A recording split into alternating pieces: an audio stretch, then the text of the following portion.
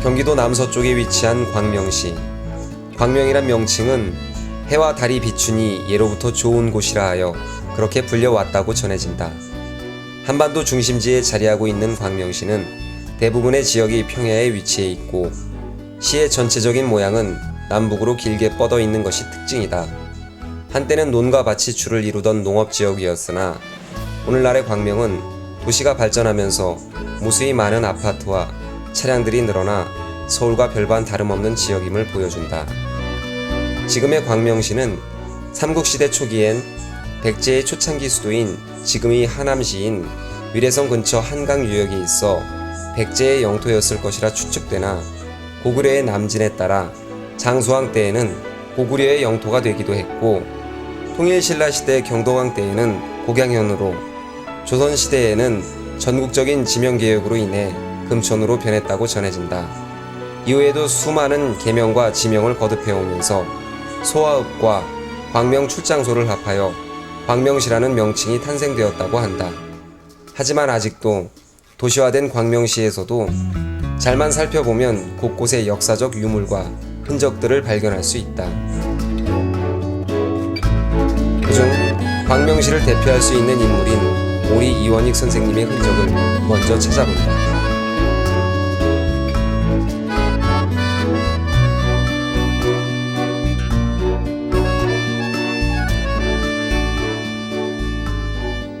이원익 선생은 선조에서 인조 때 영의정을 지낸 분으로 성품이 소박하고 청렴 결백한 삶을 산 것으로 유명하다. 그분에 대한 보다 자세한 이야기를 듣기 위해 충현박물관을 찾았다.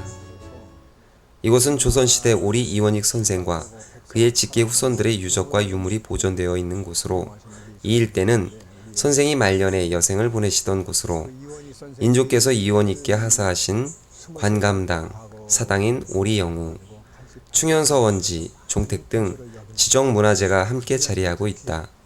마침 이곳에서 문화해설을 하시는 선생님의 도움으로 오리 이원익 선생님에 대한 이야기를 들을 수 있었다.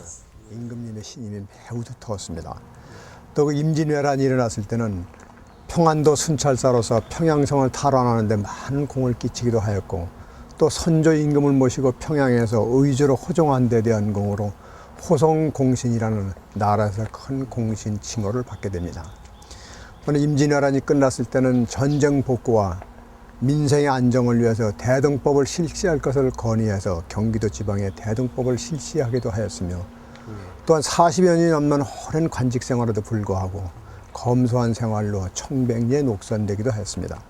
이 일대는 오리 이원익 선생님의 말년에 여생을 보내시던 곳으로서 선생과 후손들의 유적과 고문서가 보관되어 전시되어 있는 충현관, 그다음에 후손들이 거주하였던 종택, 인조 임금이 하사하신 관감당, 사당인 오리영우, 충현서원지 등이 있으며 부모님이 묘소인 함천금 묘소가 저쪽에 산재하고 있습니다.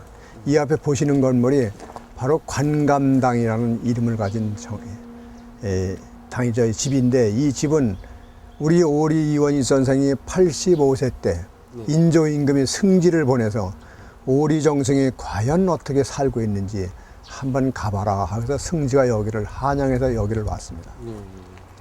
와서 보니까 오리 정승이 2칸짜리 초가에 겨우 무릎을 꿇고 들어가야 하는, 또 한쪽에 보니까 비가 오면 비가 새고 무너지고 이러한 누추한 곳에 살고 계셨어요.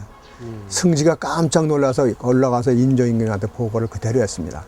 인조 임금님이 재상을 40여 년 이상이 했는데도 불구하고 그렇게 어렵게 살고 있느냐, 집을 저절하고 명을 내렸습니다.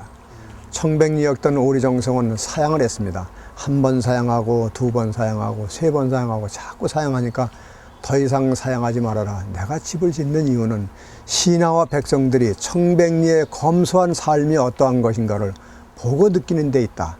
더 이상 사양 말고 살아라 해서 이 정당에서 3년 살다 돌아가셨습니다. 그래서 이 정당의 이름이 볼관자, 느낄감자, 집당, 관감당이라는 이름이 현재 붙어 있습니다. 이 오리정승이 검은고를 잘 타셨습니다. 이 검은고는 현악기로서 6줄로 되어 있는데 보통 선비악기라고 많이 하죠. 이 바위에 보시면은 그 당시에 조각되어 있는 글씨가 여기 보이겠습니다. 탄금암이라는 글씨가 지금 현재 바위에 새겨져 있는 것을 알 수가 있습니다. 이 바위에서 검은고를 선생이 검은고를 타시던 탄금암과 400년 수령의 측백나무 등이 아직도 남아있어 조선시대 선비의 담백한 옛 풍류도 엿볼 수 있었다.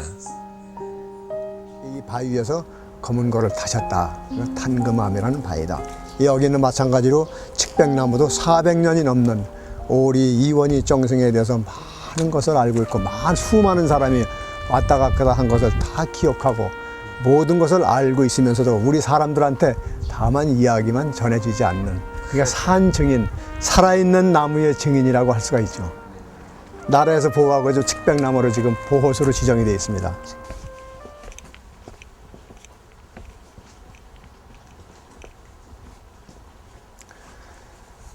여기는 우리 오리 이원희 정승을 모시고 있는 사당 오리영호라고 합니다. 오리영호를 들어가기 위해서는 문을 통과를 해야 되는데 문이 지금 세 쪽으로 되어 있는데 가운데 문이 닫혀 있습니다. 가운데 문에는 사람이 들어갈 수 없는 신문, 신영혼만이 들어갈 수 있는, 그래서 항상 닫혀 있고 우리 사람들은 동쪽으로 들어갔다가 참배를 하고 서쪽으로 나오면 되겠습니다. 일반 우리가 시골에 가면은 사당이라고 하면 보통 4대조까지 모셨다가 그 다음에 다른 곳으로 옮기는데 우리 오리정성은 불천이 사당이라고 해서 나라에 큰 공을 끼친 훌륭한 조상이기 때문에 나라에서 이 우리의 오리정성은 옮기지 않고 영원히 여기다 모시고 제사를 지내라는 불천이 사당입니다. 올라갈 때는 우리가 오른발을, 사당을 참배할 때는 오른발을 먼저 올라가서 왼발을 모으고 오른발 올리고 왼발 올리고 같이 올라가시면 되겠습니다. 한번 올라가 보시죠. 이쪽 동쪽으로 들어오시면 되겠습니다.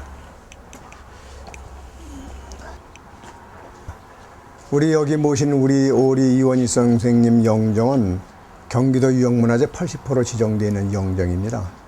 이 영정을 그리게 된 연유는 물론 저쪽에 충현박물관에도 있습니다만은 평안도 관찰사를 마치고 우의정으로 발령받아가지고 중앙으로 올라왔을 때 평양 지방에 있던 관리들이 선생이 백성들의 생각하는 마음, 나라를 위한 마음이 너무 감사합니다 하는 뜻에서 백성들에게 쌀과 배를 걷어서 생사당이라는 사당을 짓고 선생의 영정을 그려서 같이 모시게 됐습니다.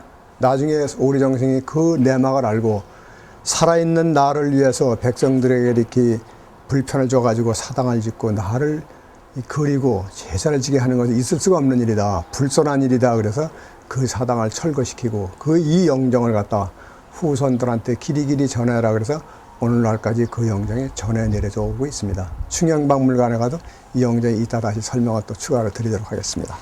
참배를 마치고 나갈 때는 마찬가지로 서쪽으로 서쪽 문을 나가면 되겠습니다.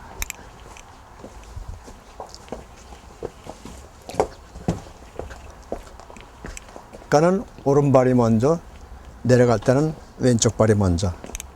사당을 참배할 때는 이렇게 선우족, 선좌족으로 오르고 내리게 되어 있습니다.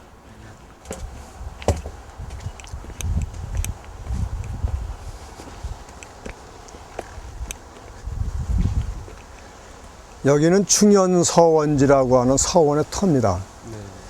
오리정승이 생전에 계실 때 석연 선생님이라고 고려말 조선초의 문인 선생님이 계셨어요. 그분하고 강감찬 장군을 모시고 여기서 이현사를 세우려고 하다가 뜻을 이루지 못하고 돌아가신 후에 이 지역의 유지들이 오리 선생도 같이 모시자 그래서 사면사를 세워서 석연 선생님, 강감찬 장군, 오리정성을 모시고 사면사를 세웠습니다.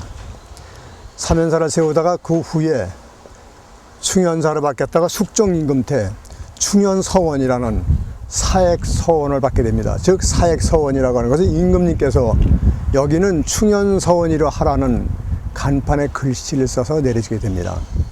서원이라고 하는 것은 우리의 위인들을 모시는 또 유생들을 글공부를 가르치던 그런 것을 서원이라고 합니다. 지금 저쪽에 보시면 문비대라는 한문 글씨가 보이는데요. 이 문비대라는 주춧돌이 보이는데 이걸로 봐서 그때 당시에 여기에 이 학문과 교육에 대한 준비를 하는 곳, 다시 말해서 책을 보관하고 했던 곳이 있었을 것이다 하는 것을 우리가 알 수가 있습니다.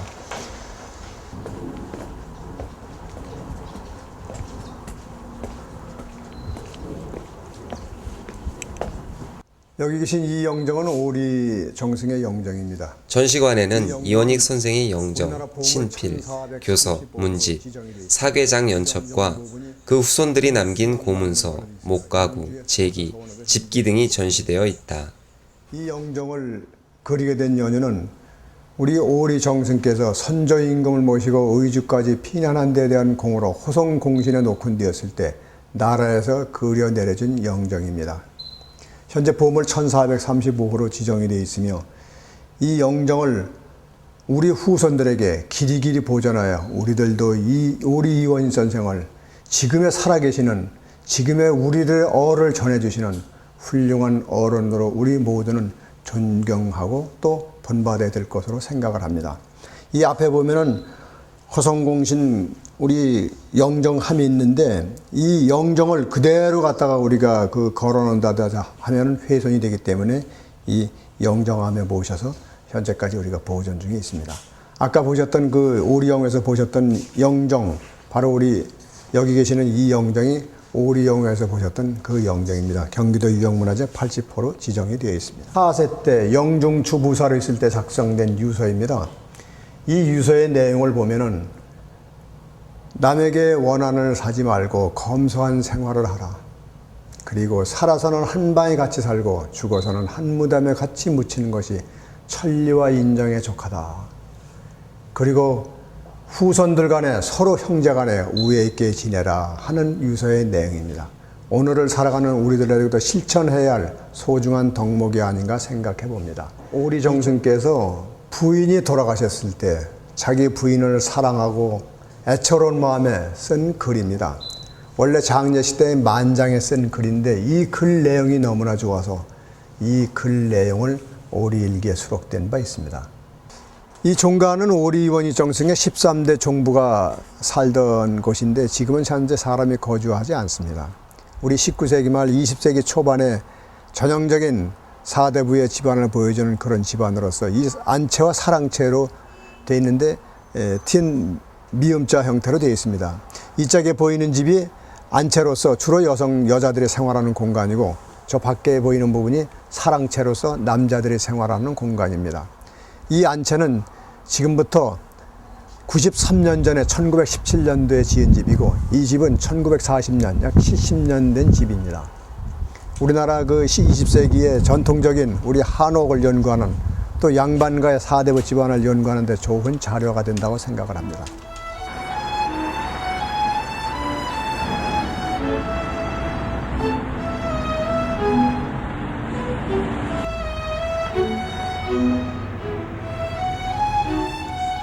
충현박물관과 멀지 않은 곳에 오리 이원익 선생의 충절, 의가 흐르는 삶을 기리기 위해 지난 2001년 5월에 기념관을 개관한 오리 이원익 기념관이 있다.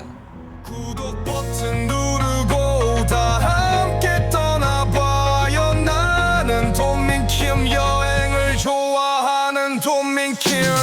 구독 필수, 좋아요 부탁, 그리고 알림 설정하는 편하지.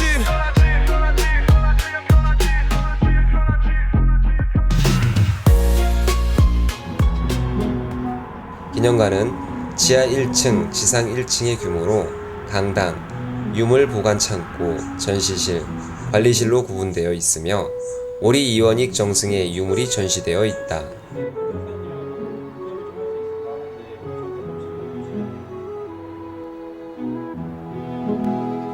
기념관 외부는 웅장하면서도 단아한 한국적 건축미를 보여주고 있으며 내부 전시실에는 선생의 영정을 비롯 오리집, 오리 선생집 등 서적, 영인 본액자, 편액 등이 전시되어 있다.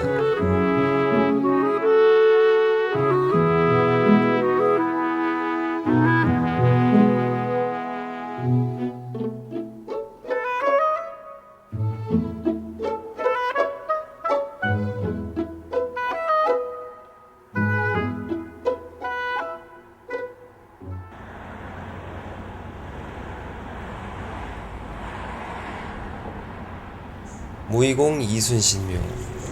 이원익 선생이 신도비와 멀지 않은 곳에 자리한 이순신묘소는 이순신묘소라는 안내 표지판을 보는 사람 누구에게나 의구심을 불러일으키게 한다. 임진왜란을 승리로 이끌어 이 민족을 구한 충무공 이순신 장군의 묘가 언제 이곳에 이장되었나 하는 의구심을 갖게 되는 곳이다.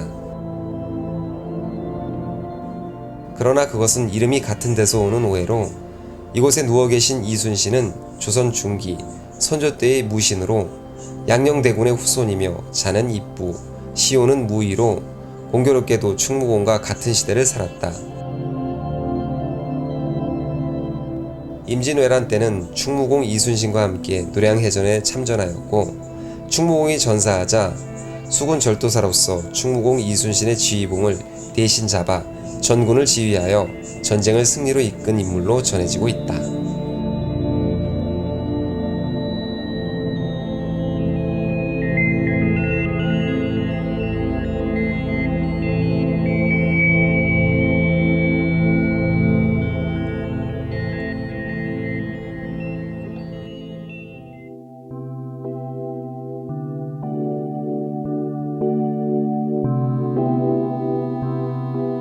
광명시 가학동에는 지성묘라고 하는 이른바 고인돌이 발굴 보존되어 있다. 고인돌이란 청동기 시대의 대표적인 무덤으로 크고 평평한 바위를 몇 개의 바위로 개어놓은 고대의 거석 구조물을 말한다. 아시아와 유럽, 북아프리카에 6만 기 정도가 분포하며 숫자상으로는 한국의 남북한을 합쳐 4만 기 정도로 가장 많다고 한다.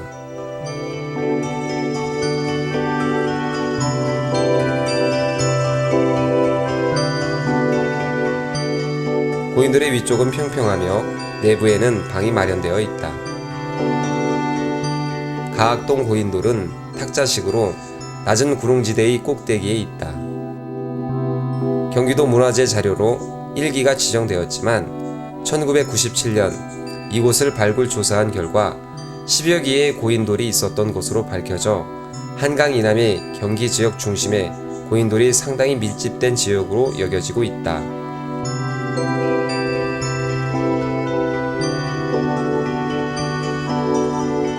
마을 사람들은 고인돌을 장사바위라 부르며 이 고인돌에서 학들이 놀았다고 하여 지금의 가학동이라는 동네 이름이 생겨졌다고 전해지고 있다.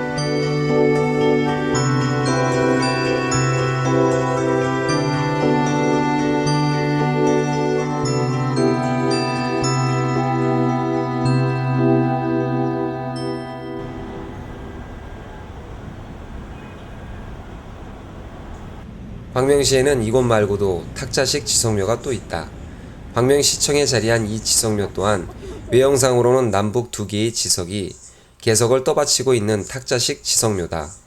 이곳은 1985년 한양대학교 박물관의 발굴 이전 복원 작업을 의뢰하여 광명고등학교 교정 입구에 이전 복원하였다가 1990년 8월에 현재의 시민회관 영내로 이전 관리하고 있다고 한다.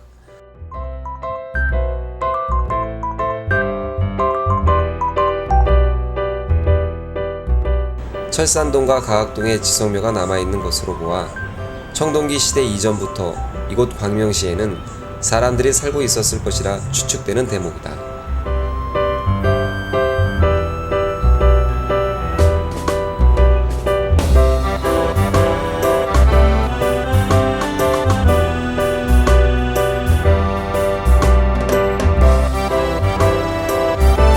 이 외에도 광명시에는 시민들이 쉴 수 있는 다양한 휴식 공간도 함께 발견할 수 있다. 그중 광명 실내체육관은 광명 시민의 대표적인 휴식 공간으로 활용되고 있다. 실내체육관은 기하학적 골격의 실내 경기장을 비롯하여 체력 단련장, 인공 암벽장, 잔디구장, 공원 녹지대, 주차장 등의 편의시설을 고루 갖춘 광명시 유일의 종합체육시설로서 1993년 12월 4일 개관했다. 35만 광명 시민의 유일한 체육공원인 실내체육관은 전국 규모의 주요 경기와 체육행사, 각급 선수들의 전지훈련장, 시민들의 체력 향상을 위한 생활체육 활성화의 장으로 운영되고 있으며 여가시간 활용과 문화생활을 즐기려는 시민들의 욕구 충족을 위해 다양한 프로그램을 개발하여 시민들이 늘 가까이 할 수 있는 열린 체육공간으로 운영되고 있다. 최근엔 잔디 광장을 개방해 더욱이나 시민들이 편히 쉴 수 있는 공간으로 거듭나고 있다.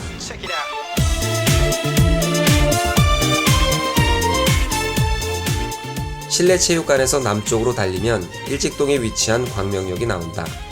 서울역에서 22km, 용산역에서 18.8km 떨어져 있는 광명역은 하루에 KTX 99편이 정차한다고 한다.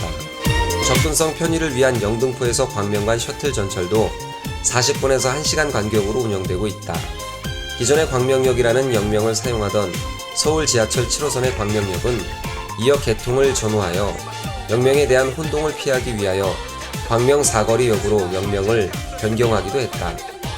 유리로 만든 돔식의 건물 외관의 웅장함은 보는 이로 하여금 감탄을 자아내기에 충분하다.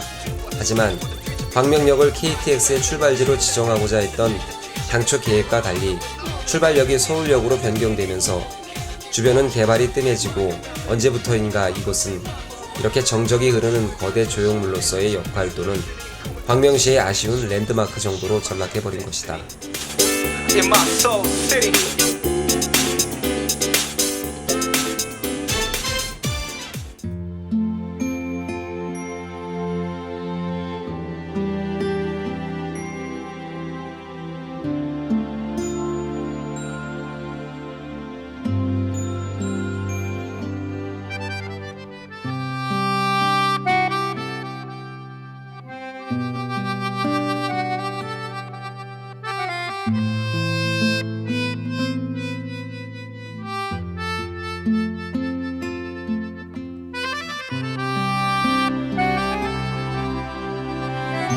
광명 역사를 따라 한 바퀴를 돌아봤지만 드문드문 보이는 사람들은 그나마 인근의 주민들 뿐인 것이 아쉬웠다.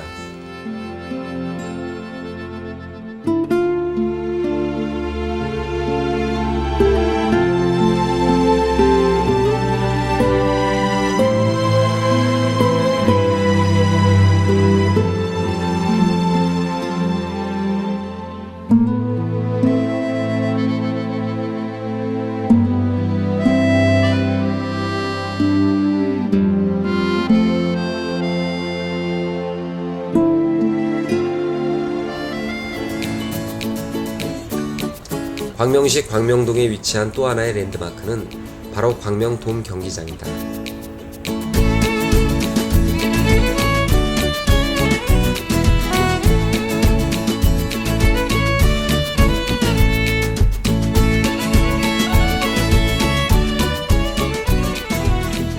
한때 사행성 문제로 건립을 반대하는 여론도 있었지만 찾는 이가 많지 않아서인지 더 이상 잡음은 없었다.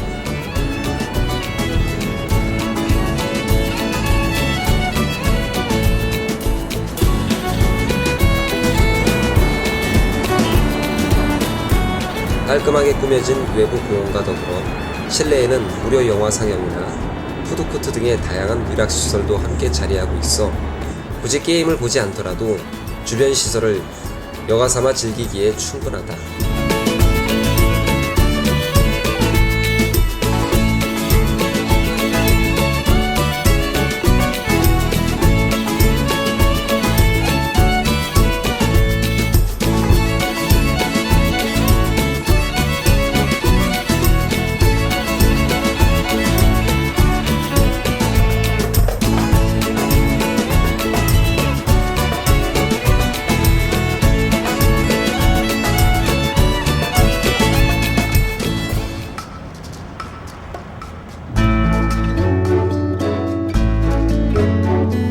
광명시는 앞으로 차세대 교통시설과 학교시설 등 다양한 인프라들이 들어설 예정이다.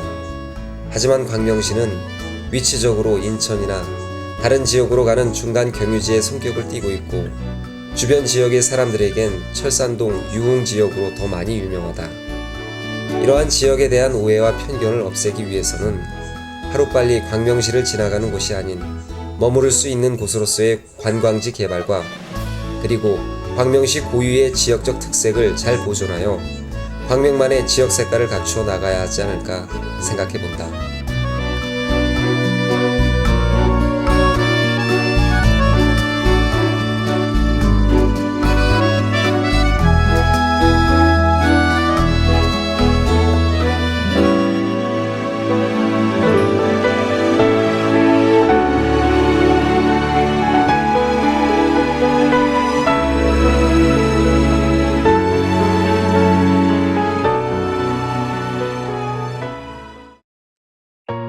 여행은 나의 에너지. 신이 내게 이 세상 모든 곳을 허락했고, 내가 밟고 있는 지금 이곳의 모든 일이 여행. 구독 버튼 누르고 다 함께 떠나봐요. 나는 도민킴, 여행을 좋아하는 도민킴. 구독 필수, 좋아요 부탁, 그리고 알림 설정하는 편하지.